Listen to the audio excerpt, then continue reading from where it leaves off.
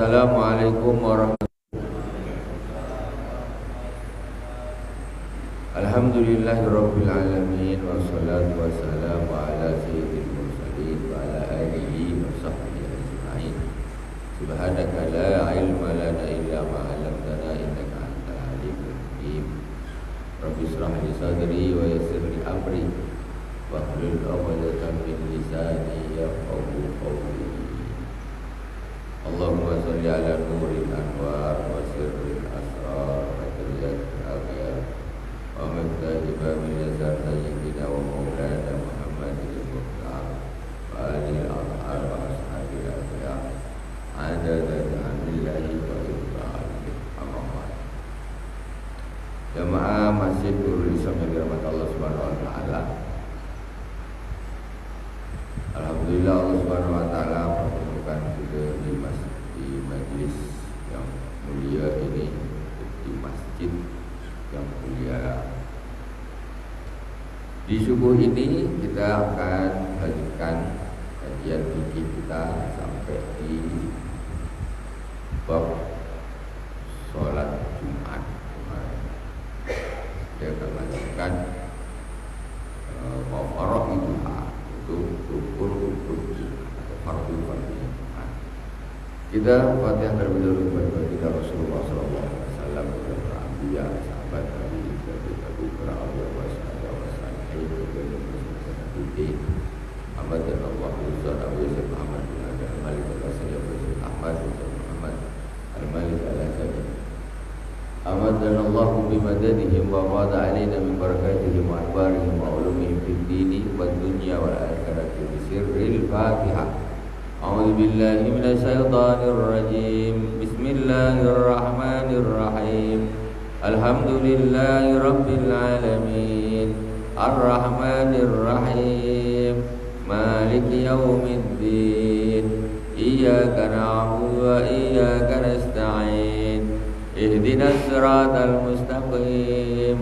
Siratal ladzina an'amta 'alaihim ghairil maghdubi 'alaihim waladdallin. Amin. Bismillahirrahmanirrahim. Qala al-musannif rahimahullah ta'ala wa nafa'ana Allahu bi wa bi ulumihi fil dharain. Wa faraiduha salasatun khutbatani yaqumu fihima wa yajlisu bainahuma. Fardu-fardunya Jumat, rukun Jumat maksudnya, atau fardu-fardunya rukun.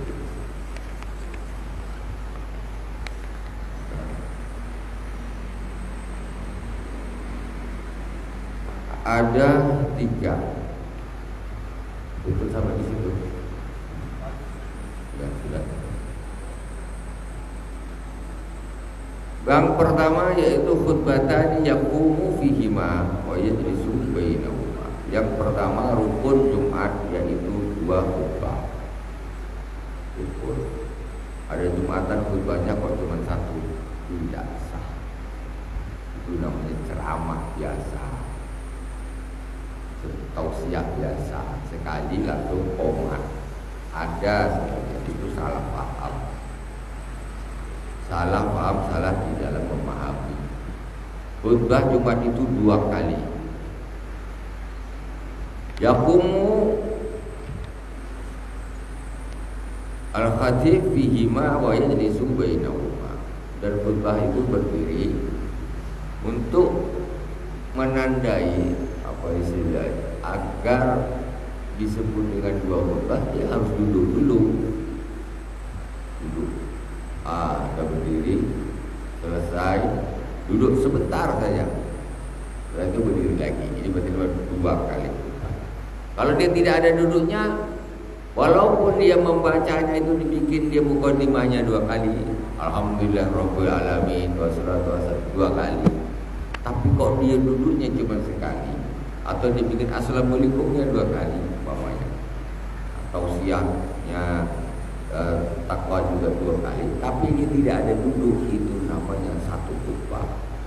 Berarti rukunnya kurang, tidak sah. Jadi malas udahlah duduk pun sebentar aja, berdiri jelas sudah terakhir, ya tak sah maknanya. Jadi wajib hukumnya duduk antara dua khutbah. Qala al-mutawalli bi qadri tuma'nina baina sajdatain walau ajaza 'anil qiyam wa khataba qa'idan aw mutajian sahaba jaza. Jadi kadarnya tuh berapa lama sebetulnya orang duduk tuh? Orang duduk tuh kadarnya cukup minimal seperti tumak-ninah, sholat antara dua sujud. Itu sujud Allahu Akbar, Allahu Akbar, Allahu Akbar itu. Nah, duduk antara dua sujud itu sudah cukup. Nah, sudah cukup, tidak harus lama. Seperti duduk antara dua sujud. Umpamanya gimana? Umpamanya duduknya tuh diam saja tak apa-apa, ya sudah boleh, ya sah. Istilahnya tidak harus ada bacaan-bacaan tertentu. Umpamanya udah langsung duduk aja, diam aja. Dalam masjid pun diam, gak ada bilalnya umpamanya. Itu tidak menjadi rukun. Yang jadi rukun itu duduknya. Dan duduk sebentar, macam duduk antara dua sujud, berdiri lagi. Jadi Bilal itu ibaratnya sama MC, ya. Dia tidak termasuk ke dalam rukunnya Jumat, tidak masuk di dalam rukunnya. Dilakukan boleh, tidak dilakukan pun Jumatannya sah. Umpamanya atas tak pakai Bilal. Jadi begitu azan, biasanya kita sholat sunnah setelah azan. Setelah itu sudah selesai duduk semua, langsung aja khatib, langsung aja naik ke atas mimbar. Tak ada Bilal-bilalan.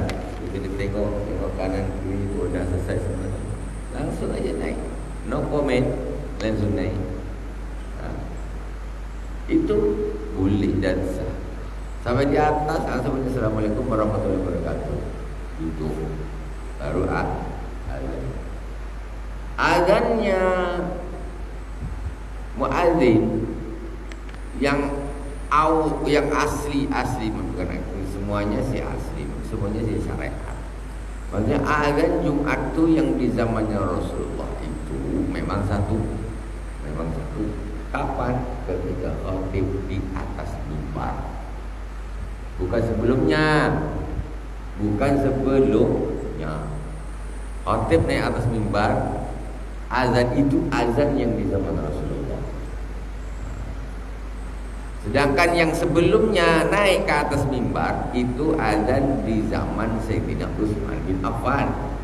Sayyidina Utsman bin Affan menambahi satu azan sebelum khatib naik ke atas mimbar. Sayyidina Utsman bin Affan. Dan itu sunnah juga, karena Rasulullah SAW bersabda, "Alaikum bisunnati wa sunnatul khulafa'ir rasyidin min ba'di." Maka kalian hendaklah di atas sunnahku dan sunnahnya para khulafa' rasyidin setelah aku. Sayyidina Utsman bin Affan termasuk khulafa' rasyidin. Hukumnya sunnah ikut boleh. Jadi gimana? Kita kok tak sama dengan Rasulullah? Jangan begitu. Rasulullah bilang ikuti sunnahku dan sunnah khulafaur rasyidin. Di zaman Sayyidina Utsman bin Affan, kenapa kok dijadikan azannya itu dua? Karena penduduk Madinah itu sudah tambah banyak. Zaman Rasulullah dengan zaman Sayyidina Abu Bakar beda, dengan zaman Sayyidina Utsman beda lagi. Penduduk sudah tambah banyak, melebar mana-mana. Waktu itu belum ada speaker toa, itu nggak ada di Madinah. Zaman Sayyidina Utsman, zaman Rasulullah lagi tak ada. Ya kalau nak azan makanya ada menara. Kenapa? Supaya suara ini kedengaran kemana-mana. Jadi azan kalau nak azan memang naik ke atas menara. Azan melangking suaranya benar-benar. Masya Allah. Coba kita bikin masjid kita kayak gitu balik macam dulu, kayaknya seru. Tengok orang azan betul suara yang terdengar orang naik ke atas. Sekarang kita bikin menara untuk apa, orang kita tak ada yang naik ke atas. Nah, maksudnya begitu itu, kita bikin menara sekali lebih untuk sebagai variasi. Zaman dulu memang supaya orang yang naik ke atas azan ini biar orang itu dengar. Coba kalau azan kita dikasih sini, siapa yang dengar? Rumah sebelah pun tak dengar. Mana dengar? Tapi kalau naik ke atas, pergi ke keluar sana, naik baru dengar. Di zaman Sayyidina Utsman, namanya penduduk udah banyak, tentu suara azan pun walaupun di atas, di luar pun tidak semua orang dengar.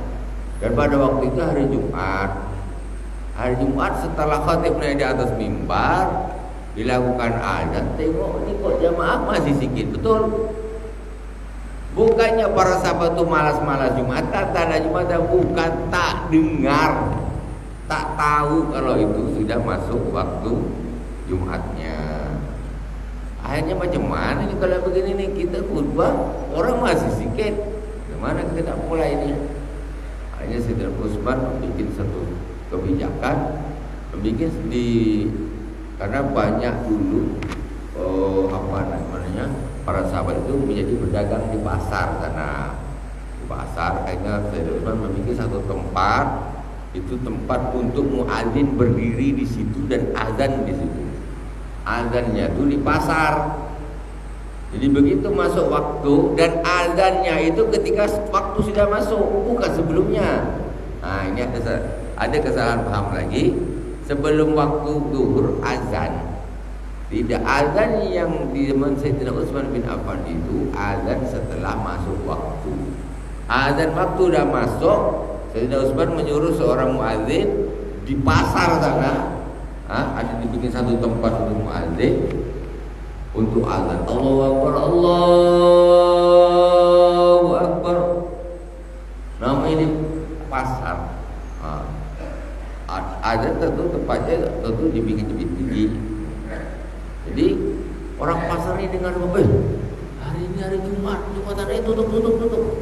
Begitu aja, cepat-cepat mereka nutup tokonya. Akhirnya pergi ke masjid. Pergi ke masjid kemana? Wudu apa segala macam, masuk ke masjid.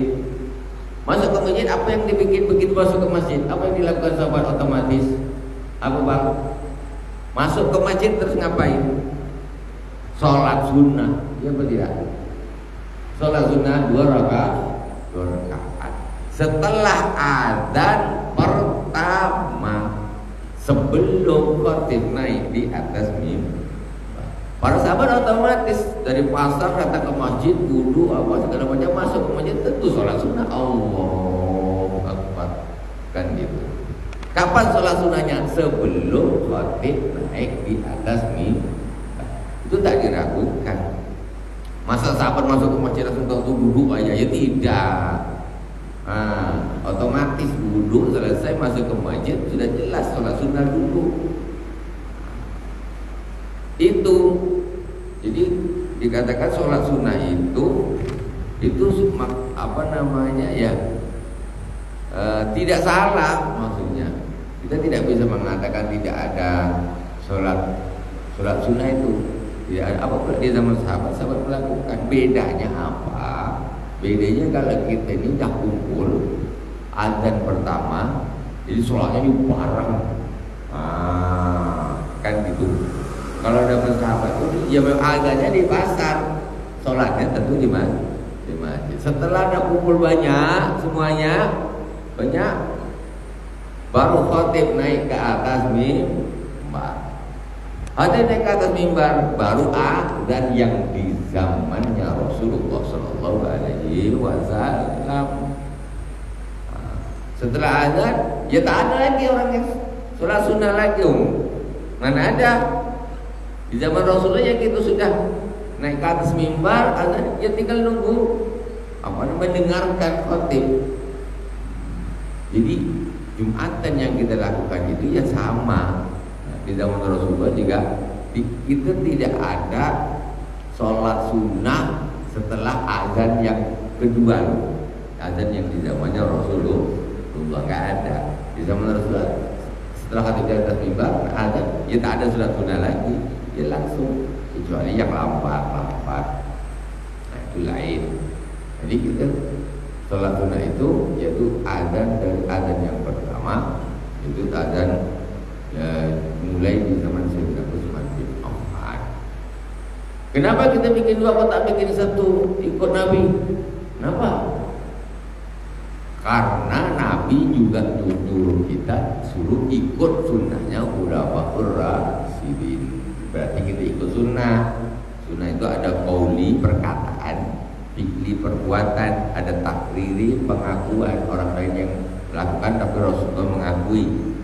Takriri namanya. Jadi ini termasuk sunnah, sunnah dari qauli. Nah, Rasulullah memang nyuruh.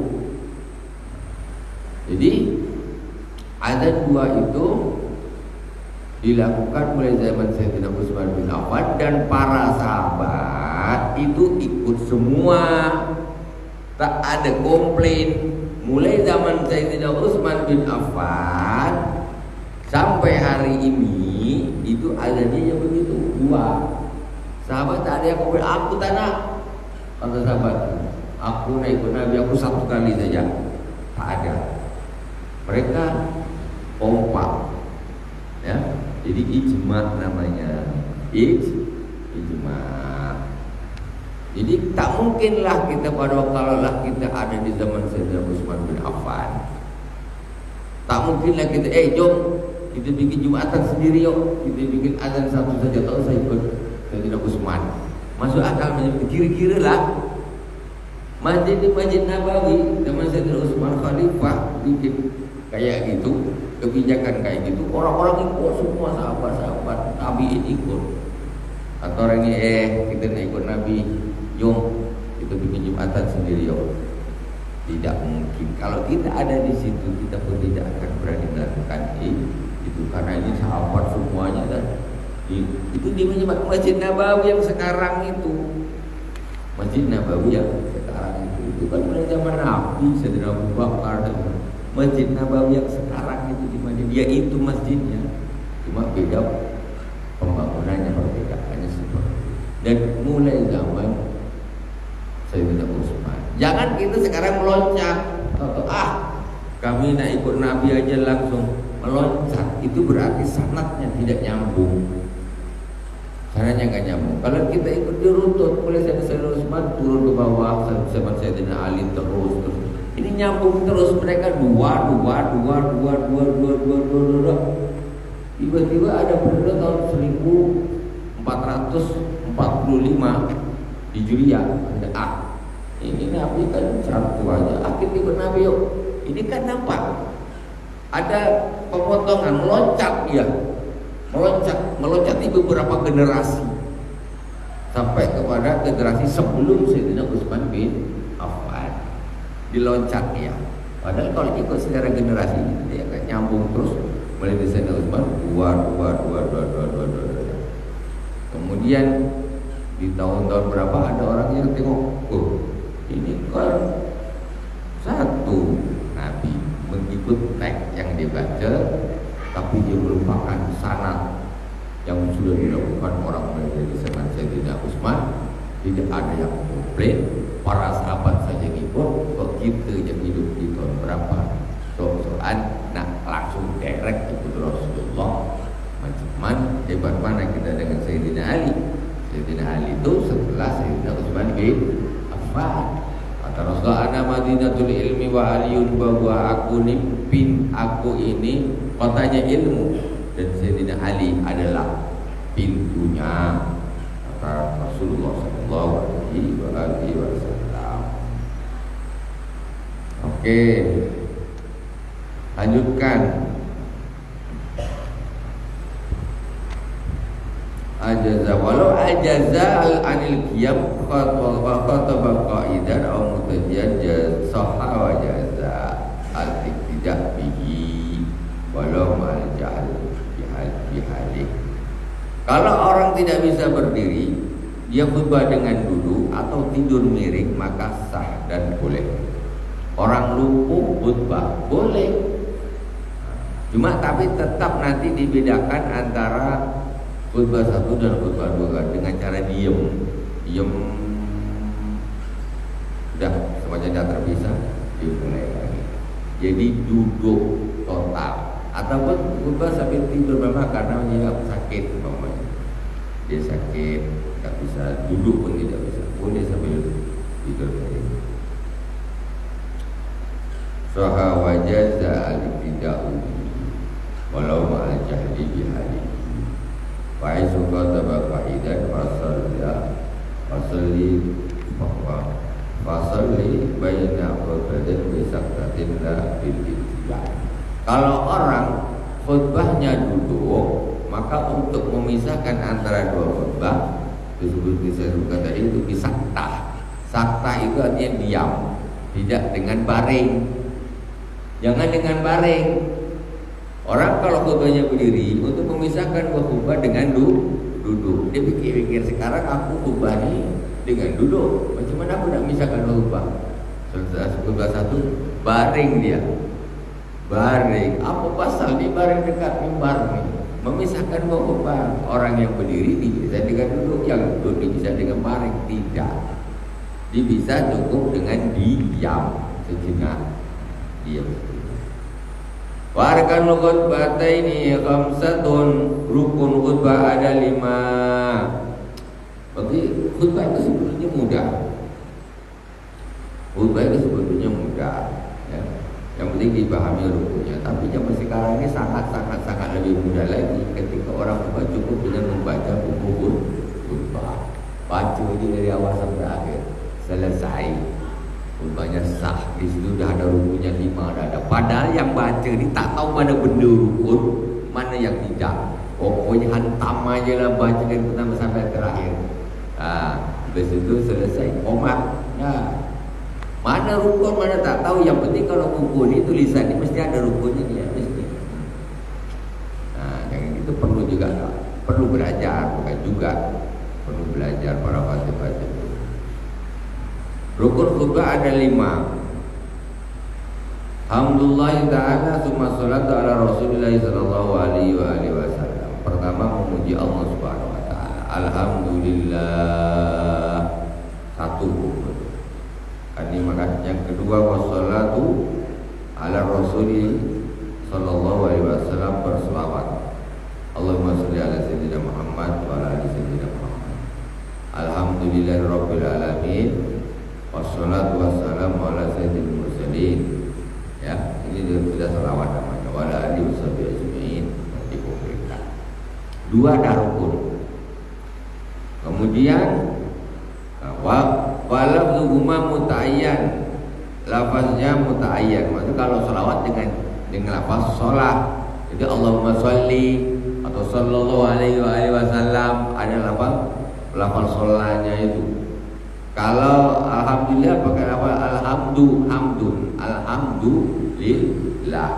Tidak asana'u lillah, segala ada puji bagi Allah, enggak. Dia lafaznya tertentu.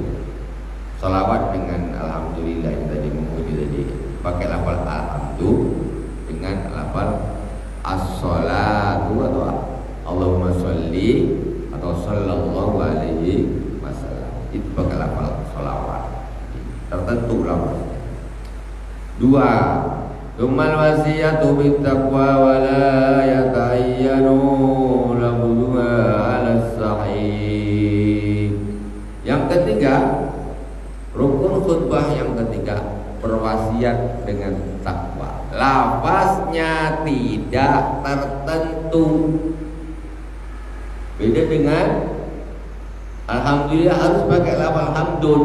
Alhamdu wajib, tak boleh yang lafaz-lafaz yang lain, walaupun maknanya sama atau mirip-mirip. Terus selawat juga harus pakai lafaz yang tertentu, pakai lafaz sholli, shalla, Allahumma sholli ala sayyidina Muhammad.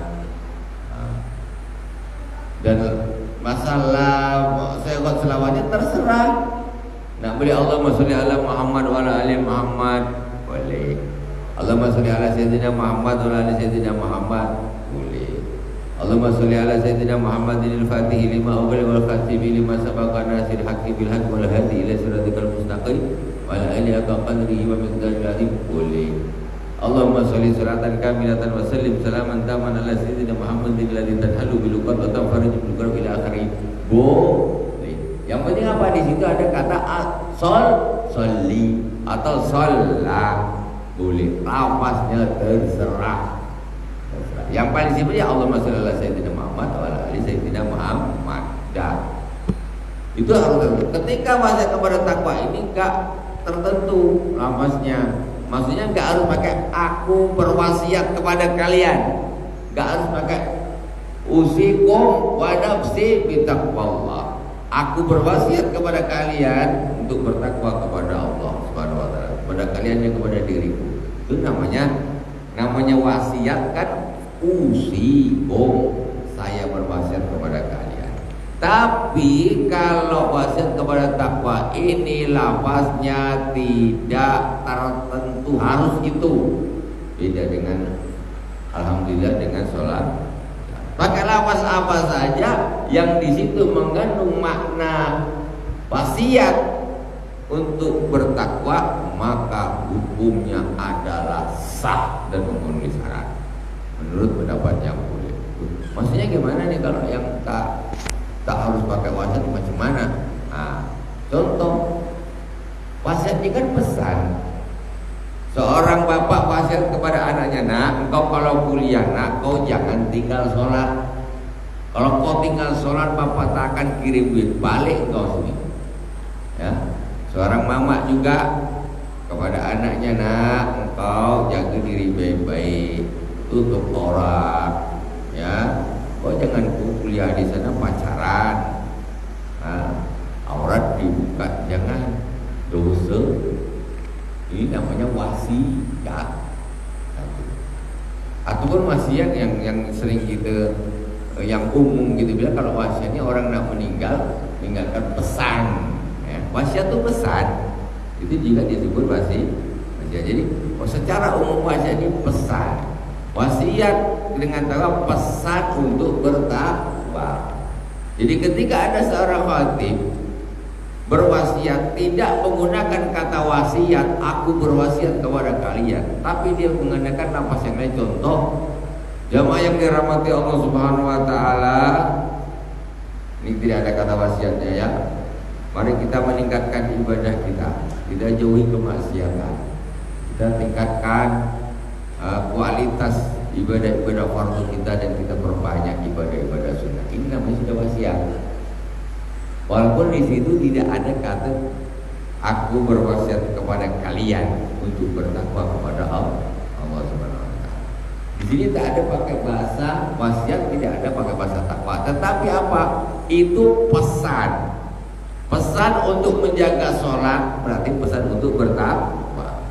Pesan untuk menutup aurat itu berarti pesan untuk bertakwa. Kita kemudian dia pesan untuk kita sebagai seorang muslim untuk menjaga ibadah kita harus jaga perut kita dari makan makanan haram. Kita harus jaga perut kita, keluarga kita semuanya dari makanan-makanan subhat. Ini pesan wasiat dengan ketakwaan. Nah, itu begitu maksudnya, tidak ada. Jadi jangan bingung ketika seorang khatib ini kok tak ada aku usikum wa nafsi bitaqwallah. Waduh, ini rukunnya kurang. Bagi yang tidak memahami, ya, bagi yang tidak memahami. Tapi sebetulnya makna takwa itu ada di dalam kalimat-kalimat itu tadi, itu sudah mencukupi. Cuma kalau daripada geger orang tak paham, ayo sudah kita sebutkan aja lah sama lapas-lapas tersebut. Nah, jadi orang awam pun dengar dan paham. Kemudian wa qira'atu ayatin fi ahadihima, yang keempat, membaca ayat Al-Quran di salah satu dua khutbah. Terserah nak baca Quran di khutbah pertama ke di khutbah kedua ke, boleh. Dua-duanya pun apa lagi, tak ada masalah. Khutbah pertama dia tak baca Al-Quran, khutbah kedua baca. Pokoknya inna a'tainakal kautsar fasholli li rabbika wanhar inna syani'aka huwal abtar. Sudah berarti. Atau inna Allah wa malaikatahu yusholluna 'alan nabi ya ayyuhalladzina amanu shollu 'alaihi wa sallimu sudah ayat Al-Quran. Jadi boleh di khutbah pertama, boleh di khutbah kedua, sah. Ya, khutbah pertama dia banyak menerangkan puasa. Ya ayyuhalladzina amanu kutiba alaikumus syamu kama kutiba alal ladzina min qablikum la'allakum tattaqun. Ya, rukun sudah disampaikan pada khutbah pertama, sudah diterangkan macam-macam. Khutbah kedua pokoknya tak ada Quran, dia tak ada masalah. Sudah ada di khutbah pertama. Kalau khutbah pertama tak ada, khutbah kedua harus ada. Kemudian yang kelima, yang terakhir, yaitu doa. Wa doa lil mu'minin wal mu'minat bil khutbati tsaniyah, berdoa untuk kaum muslimin dan muslimat khusus di khutbah yang kedua. Rukun nih. Allahumma ighfir lil muslimin wal muslimat wal mu'minina wal mu'minat al ahya'i minhum wal amwat. Ini rukun. Cuma gini aja dah boleh dah tu. Allahumma ighfir lil muslimin wal muslimat, itu tak dah cukup. Ya Allah, ampunilah kaum muslimin dan muslimat ya Allah.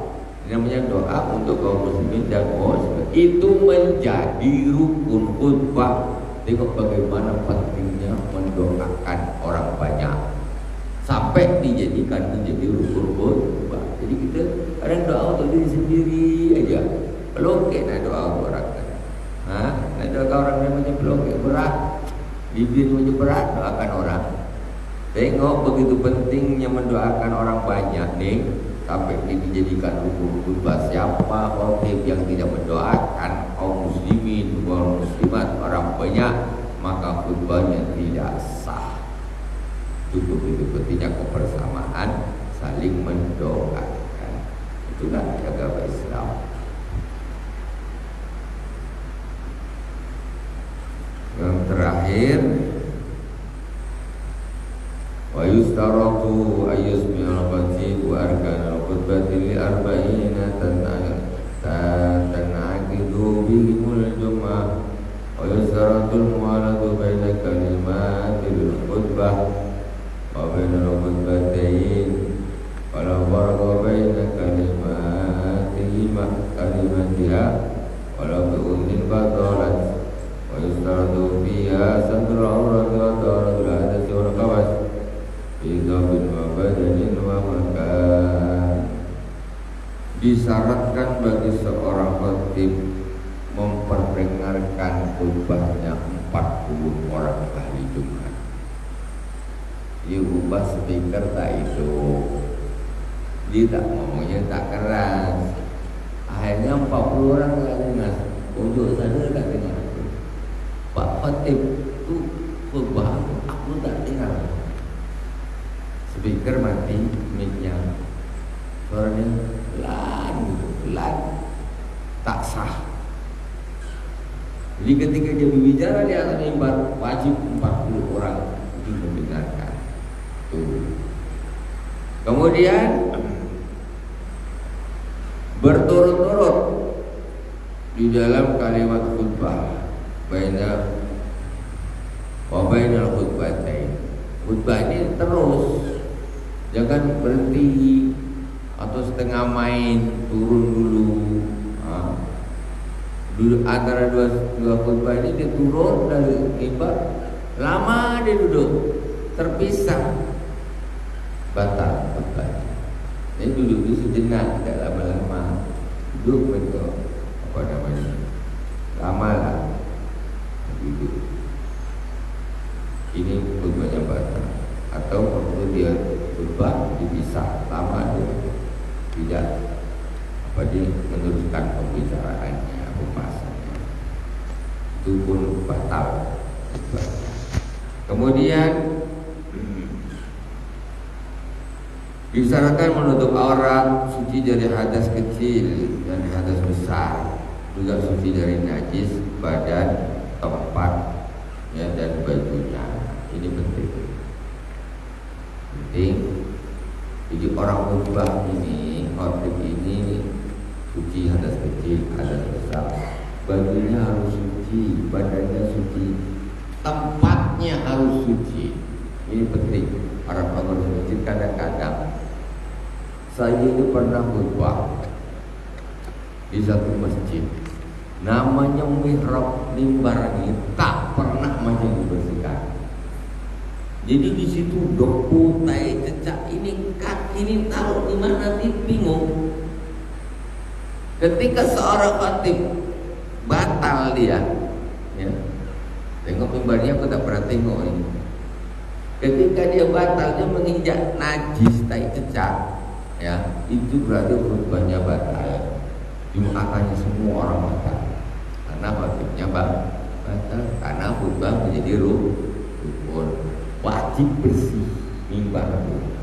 Jangan sampai khatib naik tengok mah ini dah taruh kaki di mana, tai cecak besar pada tidak pernah bersihkan. Ini merusak jumatan satu masjid. Ini kadang-kadang tak macam mana, tidak diperhatikan. Jadi para pengurus semuanya masjid Nurul Islam dan lain-lain semuanya masjid, itu kebersihan kesucian mimbar itu harus dijaga, bukan hanya tempat itu sujudnya aja. Kalau kita tempat sujudnya, sholat situ ada najisnya, yang batal dia aja sendiri.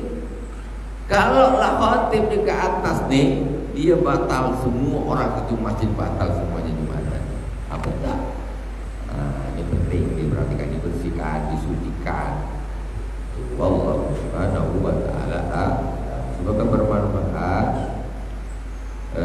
Ini masih ada, nanti kita lanjutkan di pertemuan yang akan datang, insyaallah. Mudah-mudahan hari ini saya mau berangkat ke Bogor terus ke Jawa dengan keluarga semuanya.